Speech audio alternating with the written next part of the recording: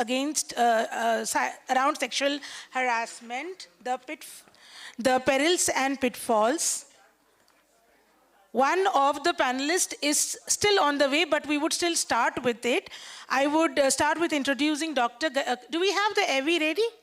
Or can I do the introduction and we'll play the AV after that?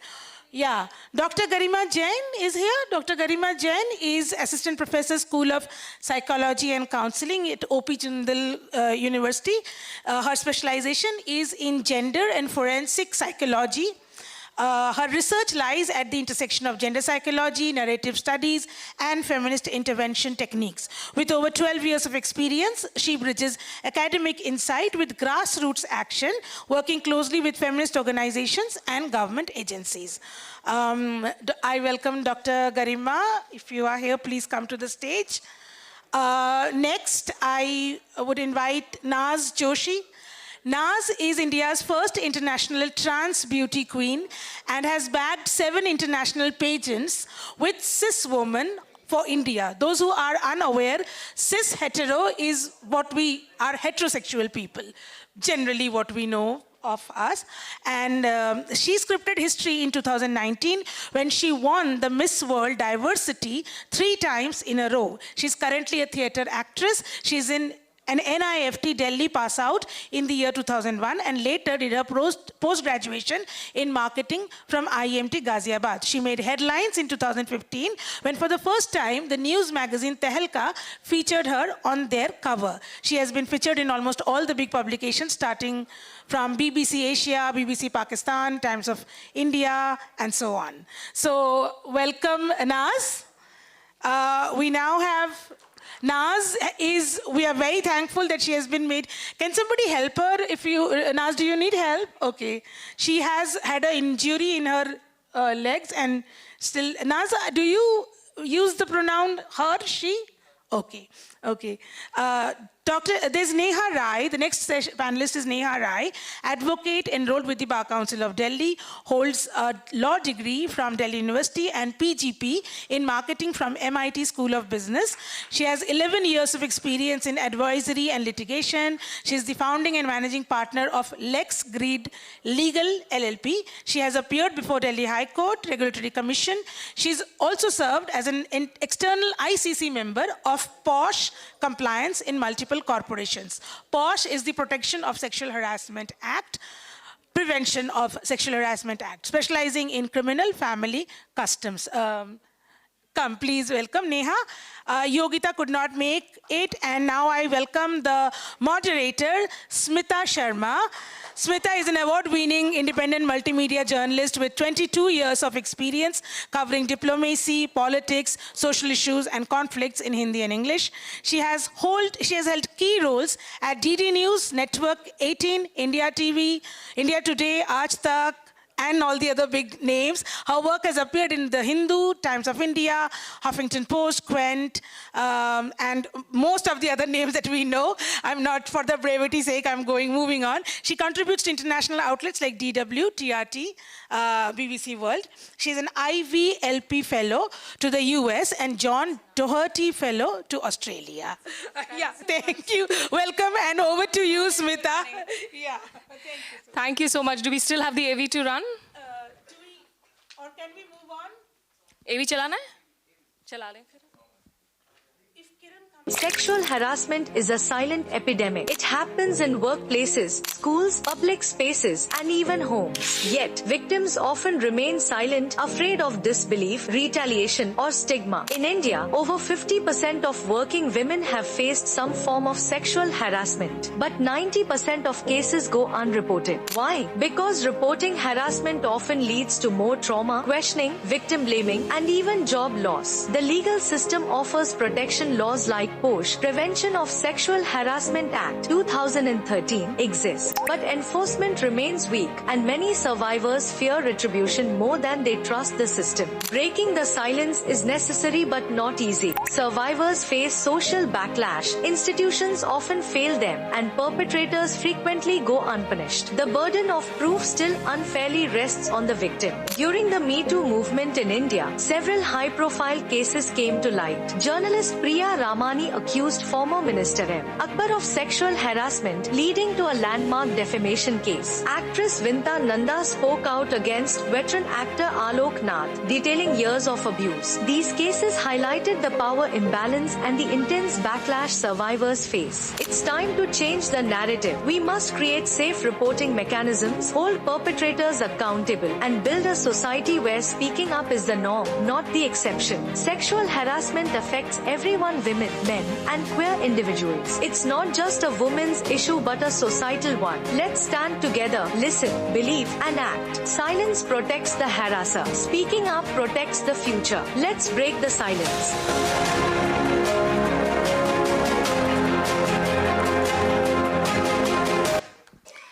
Good afternoon, everyone. At the very outset, thank you to the panelists who were actually supposed to be here and very kindly agreed to swap. It's a news-heavy day for me, so I need to ensure that we are on time and I get to wrap up this session on time. Just a quick reminder, I know all of you have been involved in very intense conversations since morning. If any of you is feeling triggered, feel free to please step out, take a breath. If any of you need any kind of help, reach out to the organizers. And we, of course, intend to have a conversation as honest as possible. और इस conversation को अंग्रेजी और हिंदी हम दोनों में ही रखेंगे क्योंकि तभी जो है ज़्यादा से ज़्यादा लोगों तक हम अपनी बातों को पहुंचा भी सकेंगे. अभी जो इसमें क्लिप चला उसमें जिक्र आया प्रिया रमानी केस का और अचानक से मुझे याद आए कि सुषमा स्वराज उस वक्त विदेश मंत्री थी. And Mr. M.J. Akbar was the Minister of State, so he was in his ministry. The ministry was being led by a woman.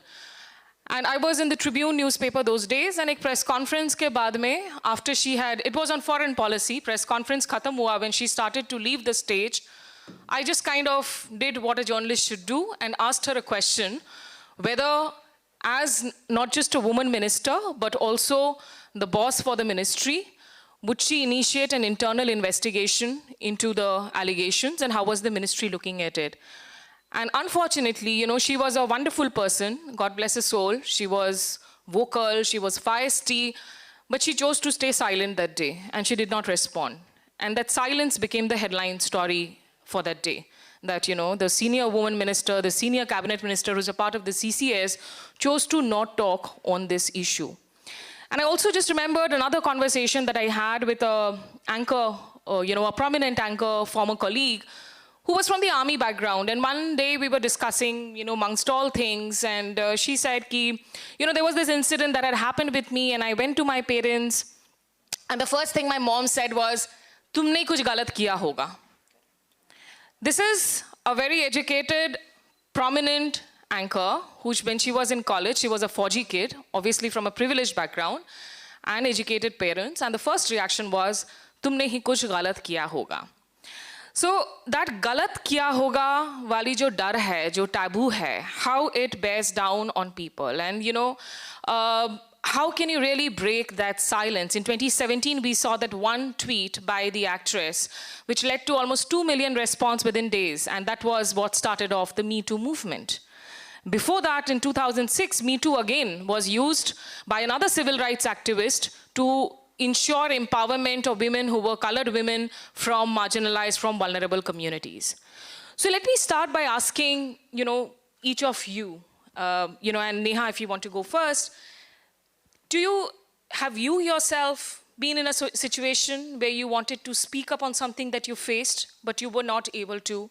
Or do you know of somebody who really struggled in breaking that silence? Thank you, Smita. Good afternoon, everyone. Being in litigation, and especially in criminal litigation, I do get cases. I mean to say, when you were growing up in college, before you came into this professionally, as a young student, as a young woman, did you see the struggle of somebody up close and personal, whether it's you or somebody else that you knew of? Not as per me. I did not face anything like that unfortunate thing. But yes, I did have few friends with whom something happened. And as you said that कि इतना तो चल जाता है वाला जो हमारा wired हमारा जो thought process है हमारी society का. So first we have to do that thing, that the normalcy which is there in the society, which is treated as this is normal. You are overreacting. तुमने ही कुछ गलत किया होगा. So that normal thing has there in the kid also, in that child, in the girl, or the woman, that no, this is right. Maybe I am overreacting. So yes, I did have one friend who was kind of assaulted by one of her relative only, and she could not speak because of of course, the family pressure. And इतना तो चल जाता, इतना कुछ नहीं होता बेटा. Plus घर की बात घर में रहने दो, आप घर घर की के बात घर परिवार में वालों रहने की दो. बात आप बाहर क्यों लेकर जाएंगे? Correct. Yeah. So our society has been wired in such a way where the normal thing is not so normal. अगर normal ही होता तो वो sexual harassment की definitions में नहीं आता. Showing pornography is not normal. That is why it has been added in that particular section. We have 6 enactments, 6 legislatures, 6 laws which deals with particularly with different segments of the. And I'll come back to that, Neha, because I'm just wanting to get in some personal reflections here Sure, first before sure, I come sure, to the sure. laws. Naz, the same question to you. Something that either you faced or somebody close to you who struggled, and what was the main reason if they were struggling कि हम ठीक है, या तो मैं भूल जाती हूँ या तो मैं उसको टक अवे कर देती हूँ, ये जो नॉर्मलाइजेशन की बात हो रही है, did that stem out of fear? Does that stem out of fear? Does that stem out of the fear of being shamed yourself? Any personal reflection? See, my name is Naz and I'm a transsexual woman. That means that my Aadhaar card and passport, everything calls me as a female. And yet, we face a lot of discrimination in the society. As a trans woman, मेरे साथ बचपन से ही rape होते हुए आया है. Whether मेरा cousins ने किया, my school teacher ने किया, बड़े होके आप कहीं खड़े होते हो तो लोग लगता है कि ट्रांस वुमन तो मतलब मीन्स कि she is a sex worker only. ऐसा कई बार हो चुका है मेरे साथ में, जहाँ पे बहुत ज़्यादा बुरी तरह हरास किया गया है. एक मैं केस बताना चाहूँगी यहाँ पर, और वो केस में आगे कैसे हुआ मैं वो भी बताऊँगी. क्या मानसिकता हमारी हो जाती है जब ये हमारे साथ होता है तो. बिकॉज हमसे पहले एक सेशन हो रहा था जहाँ बोला गया था कि मैरिटल रेप क्यों हम लोग उसको कर रहे हैं, मतलब क्यों ऐसा, जो अगेंस्ट थे उसके. मैं बोलना चाहूँगी कि हमारी मानसिक स्थिति होती है वो बहुत ख़राब हो जाती है जब हमारे साथ ये सब केस होता है. आपको डर लगता है घर से चलते हुए भी कि मैं घर से निकलूँ या ना निकलूँ. आप आज़ाद देश में तो रहते हो, क्या आप सच में आज़ाद हो? मतलब मैं जिस तरह से कपड़े पहनना चाहती हूँ क्या मैं पहन सकती हूँ? नहीं. 2023 में मैं एक मूवी देखने गई थी, शाम का वक्त था, 7:30 8 o'clock हुआ होगा. आई वॉज कमिंग एंड वहाँ पे रास्ते में there was a place which is deserted. Of course I was walking through, मेरे पास एक फ्रेंड भी था. Suddenly 3 people came in and they started saying आप चलोगी क्या and how much you going to charge. मैंने पूछा, मैंने कहा व्हाट आर यू सेइंग, आप बात क्या कर रहे हो? ठीक है, 3 लोग थे एक स्कूटर में. And then I called the police people because they are really harassing, they are making videos and they saying ओ आप तो प्रोस्टिट्यूट हो बिकॉज आपने ऐसे कपड़े पहन रखे, you are pros. Then when they heard my voice, ओ आप तो किन्नर हो, यहाँ पे आप आई हो. ये पुलिस वालों के नहीं, ये 3 लोग थे. और 3 लोग कौन थे? वो 3 लोग लॉयर्स थे. वहाँ पर जो हमारे घर के पास कोर्ट है, वहाँ के लॉयर्स थे. फिर मैंने फ़ोन किया पुलिस वालों को, पुलिस वाले आए, उनको बोला तुम अपनी उसमें आ जाओ, स्कूटर में आ जाओ. हमें ले गए अपनी वैन में. ओके, वैन में ले जाते हैं. वहाँ जाकर हमें पुलिस वाले मुझे बोल रहे हैं मैम आप जो है प्लीज़ ये जो है अपने वीडियो, आपने मैंने भी वीडियो बनाई थी उनकी बंदे और हरासी में, डिलीट करो इसको. आप जानते नहीं हो कितने बड़े लोग हैं ये आपके क्या क्या आपके ऊपर इल्ज़ाम लगा देंगे. टेक आउट अपना ये, आप चुप हो जाइए, आप बोलने का कोई हक नहीं है. तो नहीं शोट दें, मैं गूगल में करके दिखाया, देखो मैं कितनी बड़ी हस्ती हूँ. क्या हो गया? आपको कौन हरास कर सकता है? आप लोग तो बने इसलिए हो कि आपको हरास किया जाए. तो पुलिस वाले telling me you are mad because you are suppose to be harassed. मतलब क्या हम लोगों का कोई अस्तित्व नहीं है? क्या हम सेक्स टॉयज हैं? they treat us like this and it's very difficult. कुछ दिन के बाद में 1 साल तक मैं घर से बाहर नहीं निकली. I was crying at home. डर लगता था बाहर निकलते हुए. I had to see a psychiatrist at Apollo. मुझे बहुत ज़्यादा पेन हुआ. I was crying, हर छोटी बात पे रोती थी बिकॉज इतना ज़्यादा डरा देते हैं लोग आपको कुछ हिम्मत नहीं होती है बाहर निकलने की. ये सब जब जितने इंसिडेंट्स आप सुनते हैं, you run short of words, you really don't know what to say. But coming to you, Karma, of course, your personal reflections growing up as a young woman, what did you see around you? Has anything changed at all today when it comes to, people, women, or anybody? I mean, it's not that just women face sexual harassment. There are other genders too. But do you think people are being able to talk about it a little bit more openly today than they were earlier? Thank you, Smita. So actually I was just wrapping my thoughts because after listening to Neha and Naz, what I really understood is that there is normalization of violence that we see. We live in a society of lovelessness. That's what Bell Hooks has said in her book, All About Love. And I think today I want to take this opportunity to talk about how love and sexual harassment is basically standing as antagonist. As a woman who has lived and has raised up in Delhi, I have faced multiple times gaze, stalking, groping in a public place, whether it is bus, whether it metro, and I always felt very, very scared to tell my parents because I just felt that my parents will not allow me to go to college anymore if they get to know, or they will just stop my education, or they will just not, they will be too scared. When it comes to whether something has changed or not, I think definitely many, many things have changed. If I see my mother and if I see myself, I think for an urban middle class woman, a lot has changed. How we are able to raise our voice, the fact that we are sitting here and we are talking about this issue. I imagine my mother could ever get that kind of platform where she could reflect on women empowerment or gender equality or feminism or patriarchy. So I got an opportunity to work on a very big research project with an NGO called Sampurna, where I met a lot of rape survivors. So basically my PhD was about the stories of the rape survivors, where I wrote about their narratives, the first-hand narratives. And what I realized was that these are the victims who have reported the crime, but how much they regret it after reporting, how much they are under so much pressure, how much they have also compromised on so many multiple levels. It could be because of the system, it could be because of the judiciary, it could also be because of the community, it could also be because of the family. And it is also because of what the summit today stands on, which is on patriarchy. So since when I was listening to other panels, I think it's very important that we understand this term, which is patriarchy, which is a social structure that allows men to dominate. But that does not mean that men are the ones who are only solely responsible for this system. Women, men, everybody are becoming and have become a part of this system. When Nirbhaya case happened, my mother told me, please don't go out, please don't go to your university and teach. It's very, very unsafe. And then I heard the chief minister of Delhi at that time stating that women are also responsible when they are stepping out of the house. What is that girl doing in that bus? Yeah. Right, we tend to blame women. So in giving this example, I feel that patriarchy is not a structure where only men are responsible for sexual harassment, but it is a structure where women are equally responsible as well as like the entire society. Yeah, and it obviously it keeps perpetuating. And Kiran Sethi ji aa gayi hain, aap sub inspector hain. Thank you so much, ma'am, for coming in here. Martial arts expert भी हैं और आपके साथ जो है बातचीत करना हमारे लिए बहुत ज़रूरी है इस पैनल में. और would you need some water, ma'am? आपके पास आने के पहले मैं यहाँ जो औरतें बैठी हैं, मैं आप लोगों से पूछना चाहूँगी, आप में से कोई है जिसके साथ कभी कोई सेक्सुअल हरासमेंट केस नहीं हुआ है?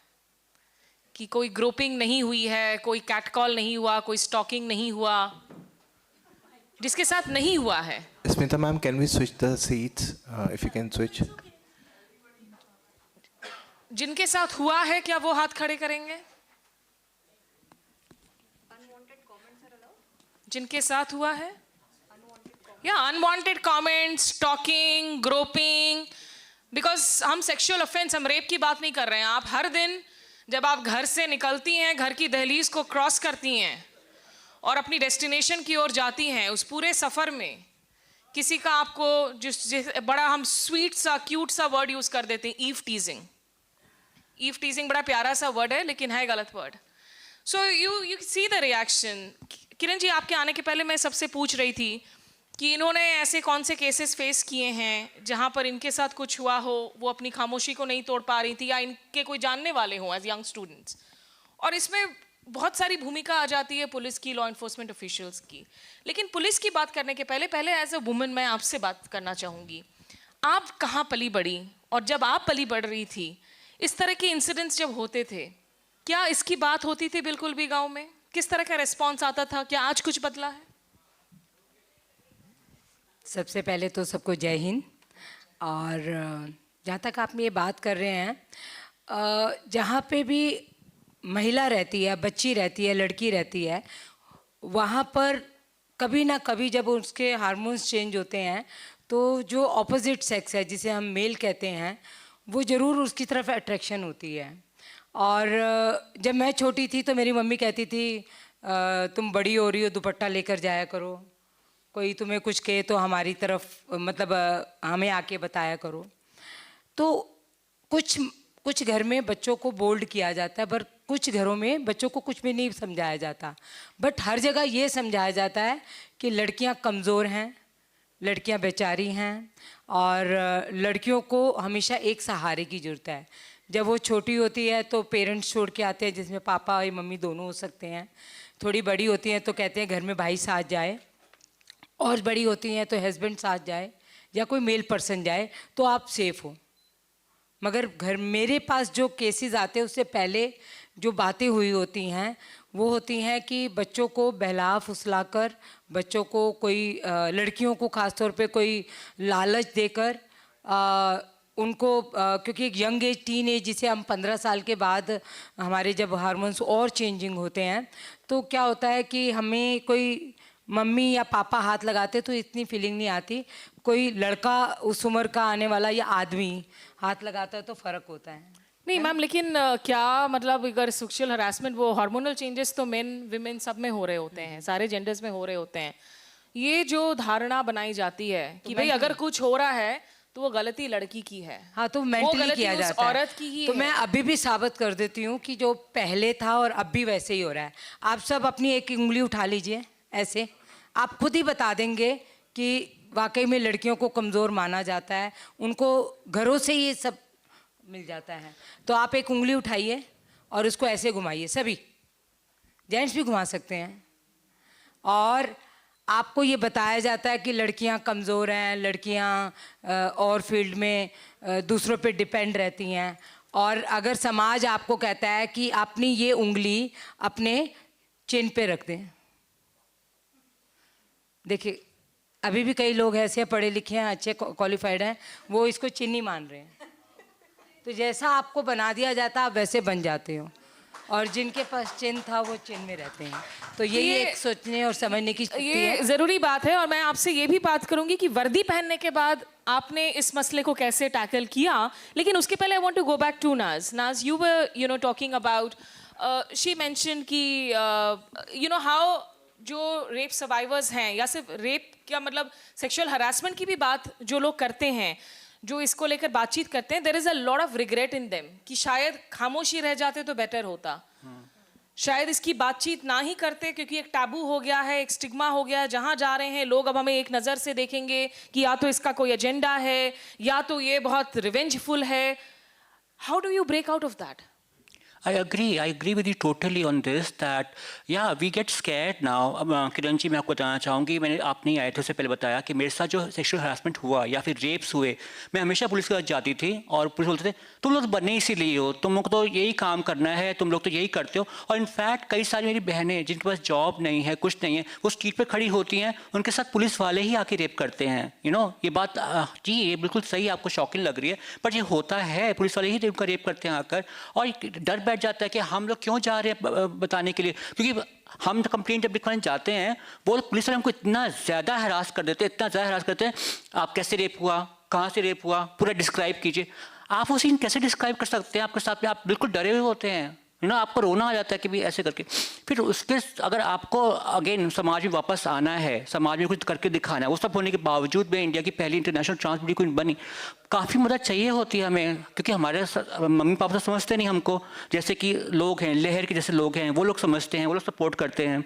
आपके जैसे लोग हैं वो लोग सपोर्ट करते हैं, कई लोग विमेन सपोर्ट करती हैं, उनके सपोर्ट से हम आगे बढ़ पाते हैं। नेहा, जब इस तरह के केसेस में आप कैसे, how do you actually approach, क्योंकि देखिए पुलिस ये किसी पर्सनल एस्पर्शन में हम नहीं जा रहे हैं, लेकिन ये बहुत सारे ऐसे केसेस हुए हैं जहां पुलिस वाले, and it's not just main, women also, women police वाले जो आप एफआईआर करवाने आ रहे हैं उसको सबसे पहले जो है, क्योंकि आप भी उसी समाज से निकल रहे हैं जिस समाज में आपने जो दिखाया कि आप इनहेरेंटली वायर्ड हो रहे हैं एक तरीके से कि कैसे सोचना है खुद को लेकर. What do you find as the biggest obstruction in this process? You know, what to you is justice in the issue of sexual harassment? एक बंदा जो आकर सड़क पर कैटकॉल करके चला गया, एक शख्स जिसने आपको बस में ग्रोप करके वो चला गया, उस चेहरे को फेसलेस सिचुएशन में आप ढूंढ तो नहीं सकते हैं. But what would justice mean in that situation? How do you heal in that situation? Okay, so very recently I got a very unwanted statement by one very educated person कि तुम्हारी life में एक समझदार आदमी की कमी है. So I have been living in Delhi since past 15 years and I've been living on my own since last 17 years. I lost my father a few years back, so it's only me and my mother. So being in a litigation and being a criminal lawyer and being a single criminal lawyer, I do face it, these kind of comments on very everyday basis. But as you said कि दो questions आपके मुझे जहाँ तक मुझे समझ में आए. पहली चीज़ तो कि ये लोग जो आके ऐसे कर जाते हैं, तो इसका एक तो मैं ये बताना चाहूँगी कि ये जो it also comes from the patriarchy. How? The dominion. Who they show their power कि I am superior over them. I can do that. मैं कर सकता हूँ. And that's how they do it. They're allowed to do it. It's not only they're allowed here, from here, they're allowed from the society, and they're allowed from the perspective of the girl also. Why? Because अच्छा ठीक है, हो रहा है, मुझे बचना चाहिए, मुझे कपड़े सही पहनने चाहिए, मुझे सही टाइम पे निकलना चाहिए. So अब इन सब चीज़ों से हम हील कैसे होते हैं? That was your another question. I don't think so इससे कभी कोई हील हो सकता है. अगर हमें कोई अगर रास्ते में ऐसे करके भी चला जाता है तो we think about that for at least another few hours. Okay, lifetime, you said, Naz. So, and you are saying to heal. No, this is the only offense. Someone rightly said that this is the only offense where victim is more treated as an accused than an accused. Right? So there is no healing. That trauma, that nightmare, that remains. Kiran ji, जो आपने कहा कि आप जब बड़ी हो रही थी और वर्दी पहनने के बाद आपने कैसे सोचा कि मैं क्या बदलाव लेकर आऊं? क्योंकि पुलिस को लेकर जाहिर सी बात है हमारे यहाँ पे ट्रस्ट की बहुत भयंकर इश्यूज हैं, इसमें कोई शक नहीं है, और एक ब्रेकडाउन है सिविल और पुलिस के बीच में. आपने इंडिविजुअली क्या सोचा? आपने पुलिस फोर्स के अंदर क्या देखा? जो दूसरी महिलाएं हैं फोर्सेस में, कैसे उनको सेंसिटाइज करते हैं आप लोग सेक्सुअल हरासमेंट की रिपोर्टिंग को लेकर? जैसा कि आपने कहा कि क्या बदलाव आपने अपनी ड्यूटी के बाद, जब ज्वाइनिंग के बाद किया, तो मैं आपको बता दूं, मैं दिल्ली पुलिस की पहली ऐसी लड़की हूं जो लड़कों को कमांडो कोर्स कराती थी. तो आप में मेरे हिसाब से टैलेंट हो, कॉन्फिडेंस हो, कोई भी आपको सड़क पर चलता हुआ आपके प्राइवेट पार्ट को टच करता हुआ या टीज करता हुआ चला जाता है, तो मैं ये सोचती हूँ बीइंग ए पुलिस ऑफिसर कि अपराध तभी बढ़ता है जब आप उसकी कंप्लेंट नहीं करते, आप उसके लिए आवाज़ नहीं उठाते. अगर कोई आपको टीज करके या प्राइवेट पार्ट को टच करके गया है, आपको उसी टाइम उसको रोकना है और उसकी कंप्लेंट करनी है. जिस दिन आप कंप्लेंट कर दोगे, वो अपराधी एक अपराध में लिप्त तो होगा ही होगा. हो सकता है उसको सजा हो या उसको कुछ टाइम के लिए, चाहे 2 दिन के लिए भी जेल जाना पड़े, तो वो लोगों की नज़र में ये आता है कि हाँ उसने ये क्राइम किया है, तो लोग उससे बच कर जाएंगे.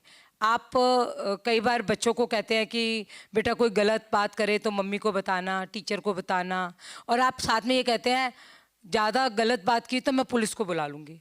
तो 2 चीज़ें आपको सोचनी है, पुलिस आपकी सेफ्टी के लिए है या आपको डराने के लिए. लेकिन पुलिस को बुलाने से हर बार पुलिस ना आती है, ना हर बार गलत बात है. आप मैं आपको बता दूँ, मैं बहुत हैरान हूँ कि नाज मैम ने कहा है कि पुलिस वालों ने, हम सिर्फ दिल्ली की बात नहीं कर रहे हैं, हम दूर दराज के गांव के छोटे कस्बों की, मोहल्लों की बात कर रहे हैं हम मैम. तो देखिए गांव में और जो दिल्ली पुलिस है उसमें तो बहुत ही चेंज है, मतलब कि बहुत बड़ा एक डिफरेंस है. क्योंकि अब जो ट्रेनिंग चल रही है, जो न्यू जनरेशन आ रही है पुलिस में, चाहे वो गांव दराज की हो या नई दिल्ली पुलिस या कोई और फोर्स की हो, उसमें बहुत ही ज़्यादा एक्शन लिया जाता है।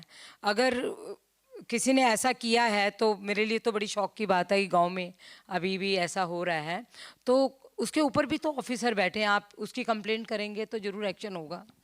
और आजकल तो जहाँ रही वुमेंस की बात, वेलुनर्स कोर्ट बन चुकी हैं, विक्टिम का ना तो नाम लिया जाता है, ना उनके पेरेंट्स का नाम लिया जाता है, ना ही उनके परिवार का नाम लिया जाता है। अगर आप कंप्लेंट करेंगे तो वो नाम सिर्फ जज को ही मालूम होगा, इवन देन एक्यूज के वकील को भी नहीं मालूम। तो आके तो आपको खुद ही एक्शन लेना ही पड़ेगा और सहारा लीजिए ऊपर की कोर्ट का, ऊपर के ऑफिसर्स का। अगर किसी एक ने गलत काम किया है तो सारा तो ऐसा नहीं करते। क्या आप में से यहाँ कोई ऐसा है जिसने कभी सोचा हो कि पुलिस थाने जाते हैं या मामले को रिपोर्ट करते हैं और उसके बाद या तो रुक गए, परिवार वालों ने रोक दिया, खुद को रोक लिया, या you went and you did not get a response? Anyone here in the room? Can I just get a mic here, please, quickly? थोड़ी ब्रीफली बताइएगा कि क्या मसला था और क्या आपका। हाँ, तभी सोल्यूशन के बाद पता चलेगी। Hello. Yeah. So it was not related to harassment. So I was coming from shopping at night from Kashmiri Gate with my mother, and I was in a auto, and somebody snatched our phone in late night, and it's just me, my mother, and sister, 3 women on Kashmiri Gate, no light, nothing, and there was no police. We went to at home. I was like shocked and everything, and I told my father, let's just report, because it was my new phone. It had every data, and I just came from a field trip. So next day my father told me that, there is no point going. And I went to my school next day. I was in 12th, and I had a speech because it was a field trip. So my teacher told me, there is no point going to the police. They won't help you. You have to go through a lot of question and everything. It's just a waste of time. Just forget about the incident and move on. So there's a perception about those in uniform. So quickly, give us a comment. What had happened? The phone of my brother was stolen from this Lodi Road police area. And when we called the 100 number, they directed us towards the police station. They asked us to lodge a complaint. We went to the police station. Earlier, they were very reluctant. Later on, they just gave a paper to write down the things. But I said that FIR needs to be registered. Police वाला said, मुंह पे ऐसा थप्पड़ पड़ेगा ना तेरे, निकल यहाँ से, FIR करवाएगा तू। इस तरीके से बिहेवियर होता है पुलिस का। Even they do not listen to the problems of the men when they are threatened by the false charges or false cases. Okay, like I hear you. I hear you. Please, I will have to be strict a little bit for time. And just a last comment there. I understand आप लोग जो cases उठा रहे हैं कि ये it feeds into the overall narrative against forces की यकीन क्यों नहीं होता है लॉ जस्टिस में, कि पहले फोन भी छिन गया फिर भी लोग रोक रहे हैं कि आप रिपोर्ट मत करो. Yes, ma'am. Go ahead. There's quite a difference between stealing and harassment. Yeah, absolutely. I was cyber sexually abused when I was in class 12. And at that point of time, the laws ऐसे थे कि जो आप अगर 18 से below हैं तो आप सिर्फ एक पेरेंट के साथ आप एक कंप्लेंट लॉन्च कर सकते थे. And I was not in a position where I could file a complaint, tell my parent कि ये हुआ है मेरे साथ. पर अब चेंज आ गया है in terms of the law changing. पर वो लॉ के चेंज होने से जो फोर्स में लोग हैं उनका एटीट्यूड चेंज नहीं हुआ है. I am now in my PhD, so that was class 12. Now I'm doing a PhD on a similar topic. But I know that जबकि लॉ चेंज हो गए हैं, सेंसिटाइजेशन ऑफिशियल्स का उतना नहीं हुआ है. एंड अगर मेरे मतलब उस टाइम के मतलब सेम एज का अगर कोई स्टूडेंट ऐसे करने जाए तो उनके अगेंस्ट काफ़ी सारी धारणाएं और स्टीरियोटाइप्स उनको ऐसा फील कराएंगे कि वो ना फाइल करे कोई केस. तो ये थोड़ा ठीक है. I'll come back again to the audience, but एक चीज है और मैं ये सिर्फ फोर्सेस तक लिमिट नहीं करूंगी, आपसे मैं रिएक्शन लूंगी. बताना चाहूंगी कि जो ये कह रहे हैं कि हम पुलिस स्टेशन गए और उन्होंने कंप्लेंट लॉन्च नहीं की, तो ये एक तरीका नहीं है, बहुत से तरीके हैं. आप 112 पे कॉल कीजिए, वो कॉल रिकॉर्ड होती है, आप उसको कभी भी आरटीआई के थ्रू निकलवा सकते हैं कि मैंने ये कंप्लेंट की थी और पुलिस ने रजिस्टर्ड नहीं किया. और आपकी कॉल को, लिसन मैम सर, आपकी कॉल को जो आईओ जिसने डील कर रहा है और उससे लेकर पीसीआर के जो हेड तक है उस कॉल को नोट करते हैं. DCP, joint CP, special CP, हर एक को कॉल आती है और डेली उसकी कॉल की वाइंडिंग देखी जाती है. दूसरा, आजकल आप मेल कीजिए, मेल से भी आपके पास एक प्रूफ रहता है, जो न्यू लॉ के हिसाब से 1 जुलाई 2024 को अगर आप कोई मेल करते हो और उसकी रिप्लाई आप 15 डेज के अंदर अंदर वो कंसर्न पुलिस ऑफिसर जिसको नाम मार्क किया वो होगा, आप रिटर्न कंप्लेंट कीजिए। मैं अगर थोड़ा सा वापस टॉपिक पे आके मैं सिर्फ ये आपसे जानना चाहती हूँ कि आपके साथ जो दूसरे विमेन होते हैं या जो विक्टिम शेमिंग वाली बात होती है, जब लोग आते हैं थाने में, आमतौर पर ये डर होता है कि मैं अगर इस मामले को लेकर बढ़ाने जाऊं, सबसे पहले मुझसे सवाल पूछा जाएगा कि तुमने क्या कपड़े पहने हुए थे, तुम रात में आखिर क्यों बाहर घूम रही थी? नहीं, आप गलत, ये फिल्मी बातें नहीं कीजिए, मैं आपको ओरिजिनल बात बताती हूँ। आपने क्या कपड़े पहने थे ये कोई वर्ड नहीं पूछता, आपसे ये जरूर पूछा जाता है क्रीम ऑफ जो सीन ऑफ क्राइम कहाँ का है, आप कहाँ थे, टाइमिंग क्या था। जितना आप एफआईआर में ठीक ढंग से बताएंगे वो आपकी जो कंप्लेंट है, जो आपकी चार्जशीट है, स्ट्रांग बनेगी। आप अगर चीज़ों को छुपाएंगे तो नेचुरल आईओ तो जानेगा ना कि किस आदमी ने कितने बजे कहाँ पे आपके साथ किया। कपड़े इसलिए लिखे जाते हैं कि नेचुरल है कि जब रेप होगा तो डिसरोबिंग भी होगी, उसको क्या नाम है, कपड़ों को उतारा भी जाएगा, कपड़े पहने पहने रेप नहीं होता। तो वो चीज़ें आपने उस समय क्या पहना था और वो एग्जिबिट में जमा भी होते हैं। ऐसा नहीं है आपका रेप हुआ है तो एग्जिबिट के लिए वो क्लॉथ लिए जाते हैं, वो यहाँ नहीं लिए जाते तो हॉस्पिटल में लिए जाते हैं। बहुत अच्छे तरीके से आपको एडवोकेट मैम भी समझा सकते हैं।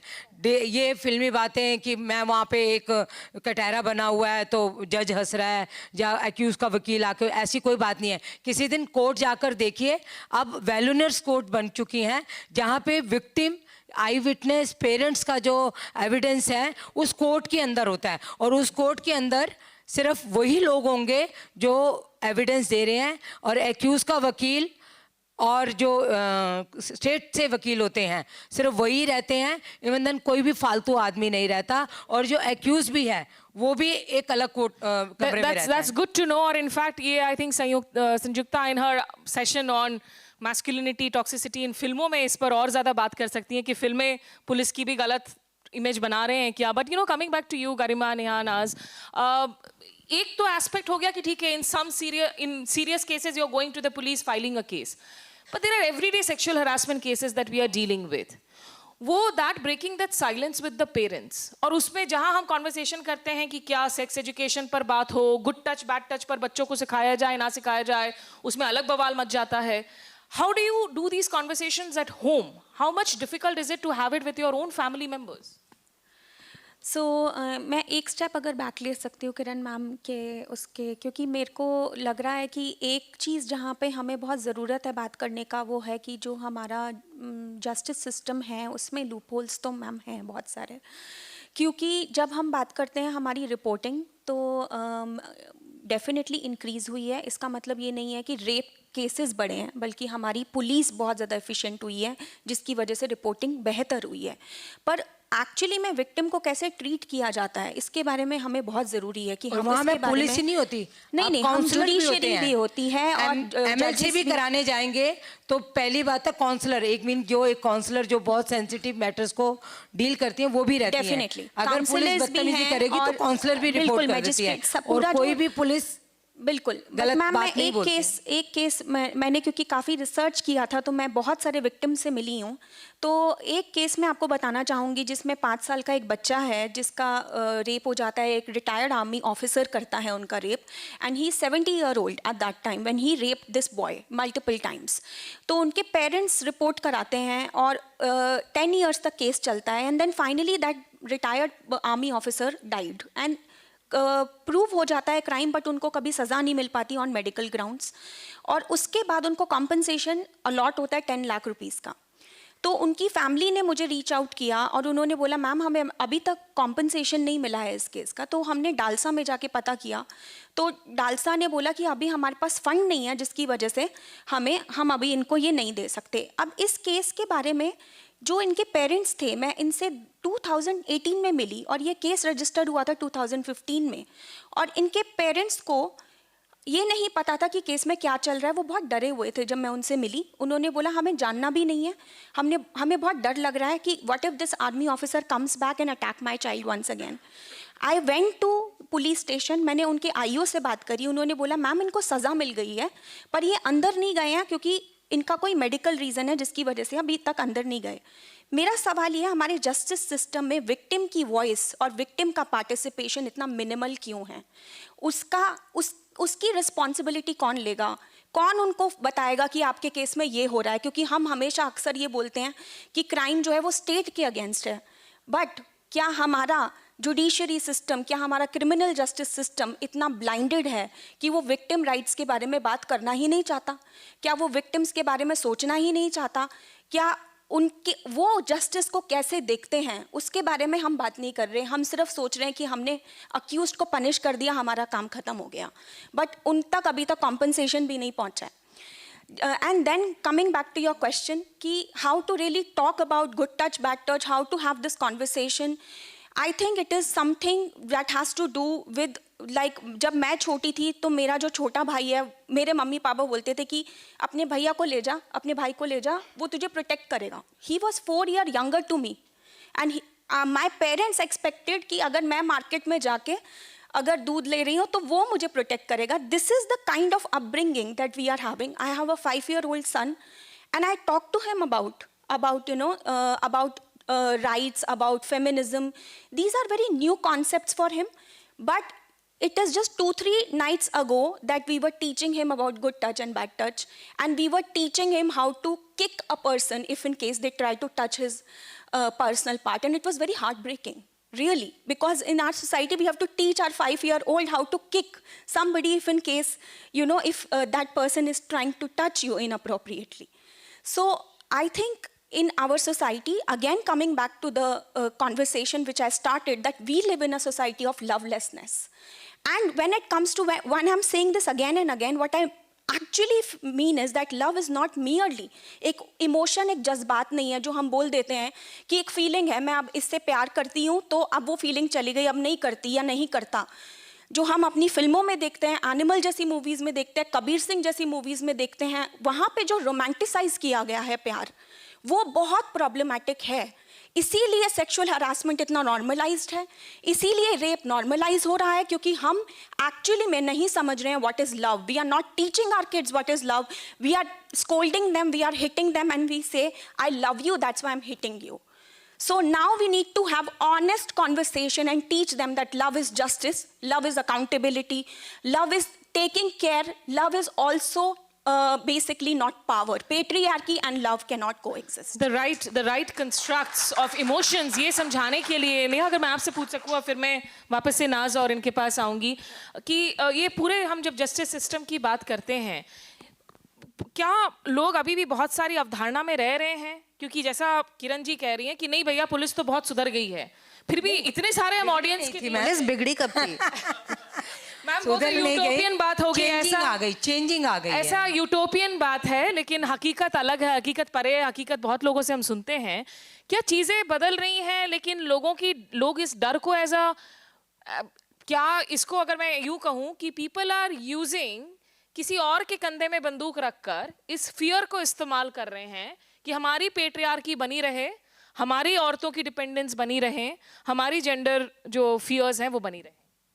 बिल्कुल स्मिता, आई थिंक जैसे किरण जी ने भी बोला कि कपड़े अगर पूछते हैं या बाकी सारी चीज़ें पूछते हैं, so that is a part of the process. अगर वो नहीं पूछेंगे तो हमारा जो केस है, वो चार्जशीट जो है वो कैसे बनेगी? चार्जशीट इज़ नॉट ओनली, वो एक सिर्फ एक कंप्लेंट का पुलिंदा नहीं होता है. चार्जशीट के बाद सिर्फ कंप्लेंट के टाइम पे विक्टिम का स्टेटमेंट रिकॉर्ड नहीं होता है, वो कंप्लेंट होती है, उसके बाद पुलिस के सामने बयान होता है, उसके बाद 164 पहले आईपीसी था, अभी बीएनएसएस हो गया, फिर मजिस्ट्रेट के सामने बयान होता है.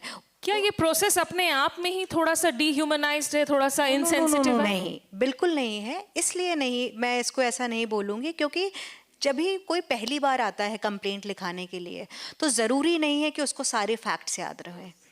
इसीलिए हर बारी वो उससे पूछा जाता है, और उतना ही ज़रूरी है दूसरे पक्ष के तरफ से भी देखना, क्योंकि जिस तरीके से हमारे केसेस, सेक्सुअल हरासमेंट के बहुत सारे केसेस हो रहे हैं स्मिता जी, हम ऐसे केसेस डील कर रहे हैं जो सेक्सुअल हरासमेंट के नाम पे, जो हमें, जैसा कि मैंने बोला है कि शील्ड दी गई है स्टैट्यूट से, बट उसको कुछ महिलाएं, कुछ पुरुष अपने महिलाओं के थ्रू एक सॉर्ड, एक तलवार की तरह यूज कर रहे हैं, और उसकी वजह से कितने इनोसेंट लोगों की जिंदगियां बर्बाद हो रही हैं।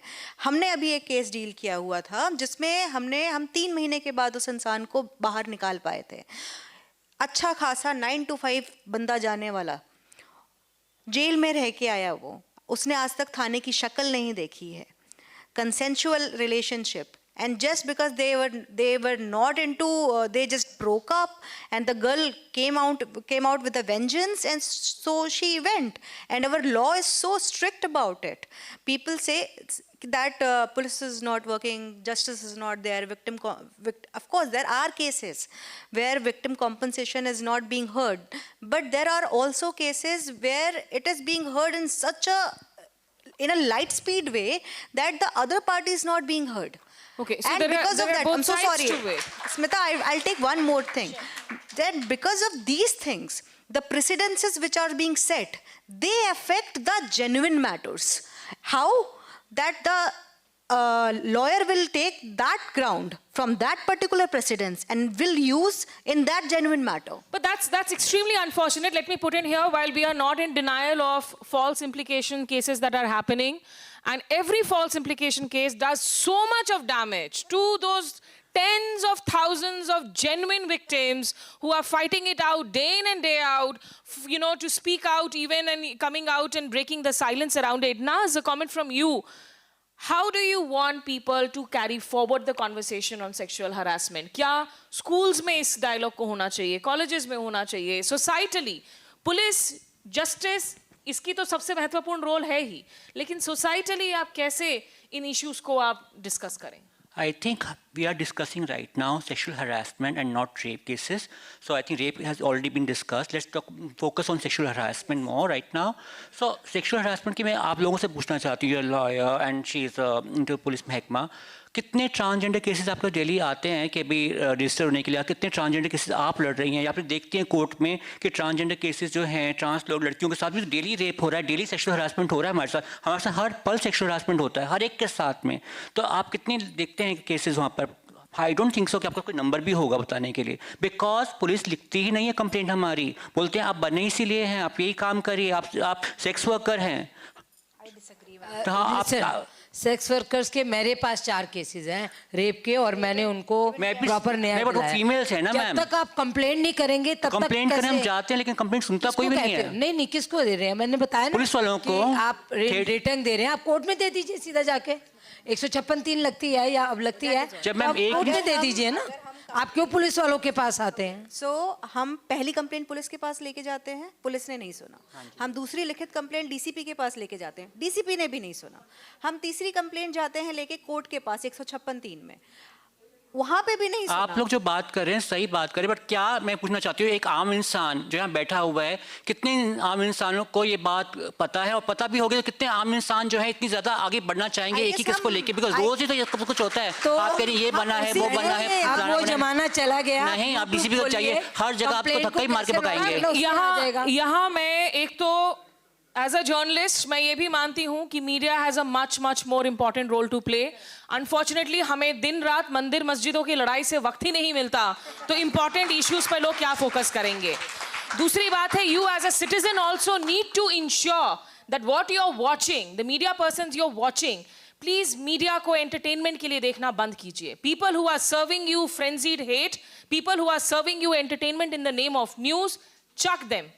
Look out and empower for people and journalists who are doing very sensitive reporting, whether it's the News Minute, whether it's the Scroll.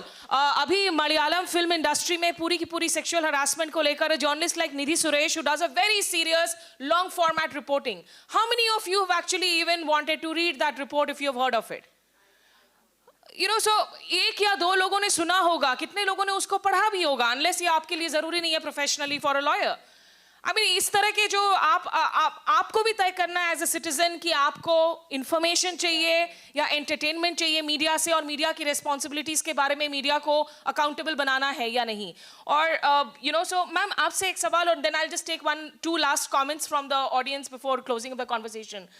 ये जो मैं समझ पा रही हूँ, हमारी फोर्स में बहुत सारी किरण सेठी की जरूरत है, और बहुत सारे किरण सेठी हैं भी जहां पर नहीं हैं, क्योंकि जो औरतें फोर्स ज्वाइन भी कर रही हैं, कोई हरियाणा के गांव से, कोई तमिलनाडु के दूर दराज इलाके से, वो भी उसी इनहेरेंट माइंडसेट के साथ आ रही हैं कि भाई अगर तुम लड़की हो, बाहर जा रही हो, दुपट्टा तुम्हें डालना है। उनको आप कैसे फोर्स में आज की तारीख में सेंसिटाइज किया जाता है, चेंज किया जाता है, क्या प्रोसेस है मैम? कि सेक्सुअल हरासमेंट, और मैं सिर्फ रेप की बात नहीं कर रही हूँ, हर रोज के सेक्सुअल हरासमेंट के केसेस को लेकर सेंसिटिव कैसे बनाते हैं? मैं आपके 1, 2, 3 सवालों के एक जवाब देंगे। आपको इस सेंसिटिव कैसे बनाया जाता है कि जैसे अगर मैं जब दिल्ली पुलिस में भर्ती हुई थी 1987 में, अब तो मैं 2 साल के बाद रिटायर हो जाऊंगी, तो उस समय सूट हुआ करता था, सूट सलवार, ग्रीन सलवार और वाइट सलवार और ग्रीन कलर का कुर्ता, और दुपट्टा डाला जाता था ग्रीन कलर का।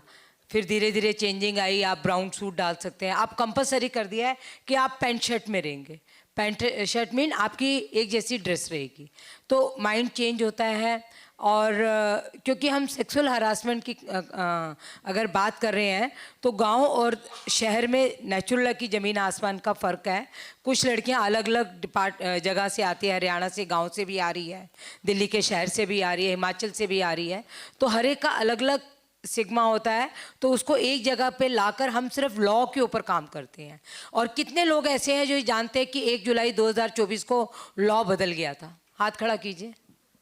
जब आप खुद ही अवेयर नहीं है अपने लॉ के प्रति, जिस तरह आप हिस्ट्री पढ़ते हैं, इंग्लिश पढ़ते हैं, मैथ पढ़ते हैं, वैसे आपको लॉ की भी नॉलेज हो। 1 जुलाई 2024 को 3 लॉ चेंज हुए गए थे। पहले जब ब्रिटिश कॉल में लॉ था तो आईपीसी यानी इंडियन पैनल कोड, उनका सिर्फ इतना ही मकसद था कि हर आदमी को सजाओ, और जो अब आईपीसी बन गया वो बीएनएस बन गया, यानी भारतीय न्याय संहिता। न्याय मिलना चाहिए सबको, और इसीलिए फास्ट ट्रैक कोर्ट बनाए गए हैं। जहाँ तक मैडम ने बात की कि हमें पता ही नहीं हमारे केस में क्या है, मैं आपकी बार आपको बता दें, आपको नहीं पता तो आप जाके उस कोर्ट में जाइए जहाँ पे आपकी एविडेंस हुई है, बताइए हमारे केस का क्या स्टेटस है। आप हमारे थाने में जाकर पूछिए। और अब की बार जब भी चार्जशीट, अब की बार नहीं, हो गया 5-6 साल, कि हर फास्ट ट्रैक कोर्ट की कॉपी, जो चार्जशीट की कॉपी है, वो विक्टिम को भी दी जाती है, और विक्टिम से भी उसी तरह साइन कराए जाते हैं जैसे कि एक्यूज से कराए जाते हैं जब उसको चार्जशीट की कॉपी दी जाती है। तो आपको अगर आपके खिलाफ, किसी के खिलाफ अगर आपने केस किया है तो आपको मालूम होना चाहिए कि मेरे केस का स्टेटस क्या है। और ऐसा कुछ नहीं होता कि वो आर्मी ऑफिसर है या कोई उसको मेडिकल ग्राउंड था तो उसको बेल मिल गई। बेल के बहुत सारे कारण होते हैं। मेन बात है जब आपकी चार्जशीट पे दोनों तरफ से सुनवाई हो जाती है, विक्टिम की तरफ से भी और एक्यूज की तरफ से भी, तब जाके सज़ा होती है। तो वो सज़ा से नहीं बच सकता, और उस सज़ा के बाद उसको जेल में जाना ही पड़ेगा, चाहे वो 80 साल का एक्यूज का ना हो। सिर्फ बेल ही नहीं होती है। हाँ। बेल की जगह, बेल के साथ साथ Conditions भी परोल और फरलो भी होता हाँ, है। बिल्कुल। अगर वो बंदा सजा काट रहा है तो उसके बीच में भी वो मेडिकल ग्राउंड्स के ऊपर वो जा सकता है। As I said, look, there is a range of sexual harassment to offenses we are talking about. मैं सिर्फ एक last comment लेना चाहती हूँ. Is there, ma'am, if I can have a mic here? Are you a parent by any chance? ये जो compensation की बात कर रहे थे ना, फंड नहीं होता कुछ केसेस में जब तक कोर्ट के ऑर्डर नहीं होते तब नहीं। और अगर किसी का फंड रुका भी होता है तो उसमें कारण होता है कि विक्टिम का बैंक अकाउंट नहीं खुला हुआ, विक्टिम का कोई और स्टेटमेंट में कुछ डाउटफुल रह जाता है, इसीलिए फंड रुका जाता है। ये हम अलग से जो है, I think in the next PAP summit you need to have a workshop लहर, जहां पुलिसकर्मी हो, लॉयर्स हो, एंड लोग आके एक वर्कशॉप अटेंड कर सके to understand our laws and regulations. Correct. It's a great lead in to the next summit idea. Ma'am, quickly, what's your name? Are you a parent? Yeah, I'm a parent. My name is Dr. Debjani Sahu. I am a program coordinator in National Campaign for Dalit Human Rights. And because I'm hearing the voice, kind of here marginalized voices are also there. And it is also triggering me because it is very close to my subject and I really want to talk about it. Because I will take the opportunity to take 5 to 3 Ma'am, to 5. just 2 minutes. Achha, I 2 have minutes, to okay. end this, please. So it's like here also, like the Dalit women, we also say they are all the more burdened because they are the victim of the sexual prey for the dominant caste. So the cases are much, much more higher. And as ma'am said, even if the number is higher, it means it's getting reported higher. It is there. But like she said, where the status of the case is. So we have a lot of provision. The Constitution has given the provision. There is TADA and all the information is there. But the thing is, neither the victim's family or the victim is aware of it. Neither the government is taking the responsibility to inform. So there is there is a need also, I think, with the administration to be more sensitive and sensitize it. Right. There is really need for sensitization. I think that's something that even, Dr. Garima mentioned.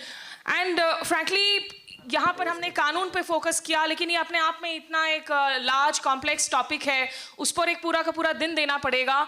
वो interest हम लोगों को as citizens अपने अंदर जगानी होगी कि हम अपने कानूनी हक के बारे में जाने, हम अपने अधिकारों के बारे में जाने, हम बेटर पेरेंट्स हों, हम उन हक के बारे में जाने और अपने बच्चों को कहे कि बाहर जाओ और जाकर उड़ान भरो. कुछ गलत हो तो कानून है जिसके जरिए हम जाके लड़ सकते हैं. हम वो आवाज ना बने जो अपने भांजियों को, अपने बहनों बेटियों को हम उनकी पाँव में बेड़ियां बांध कर कहें कि नहीं, तुम बाहर मत जाना, गलती तुम्हारी ही होगी. तो अंत में मैं बस यही कहूंगी कि एक शेर है, कुछ ना कहने से भी छीन जाता है एजाज सुखन, कुछ ना कहने से भी छीन जाता है एजाज सुखन, जुल्म सहने से भी जालिम की मदद होती है. So please go out there, let's have these conversations, and congratulations on creating these safe spaces for dialogue to the team behind People Against Patriarchy. Many thanks all of you and to my panelists. Thank you so much, the panelists. I would request them for the group photo, and I would request the PAPS team to be on the stage. मैं आपको बता दूं, मेरे 20 केसों में मुलजिमों को ताउम्र कैद हुई है, जिसमें गूंगी बहरी बच्ची के साथ भी अगर रिटायर नहीं हो सकती हैं. हमें जरूरत है. नो रिटायरमेंट पिटीशन चलेगा वो Kiran ji. Can we request the photographers to be a little backside?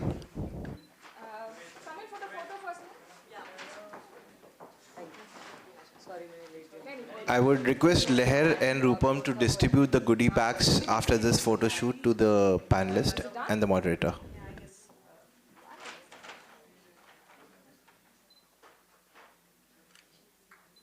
Thank you. Thank you so much.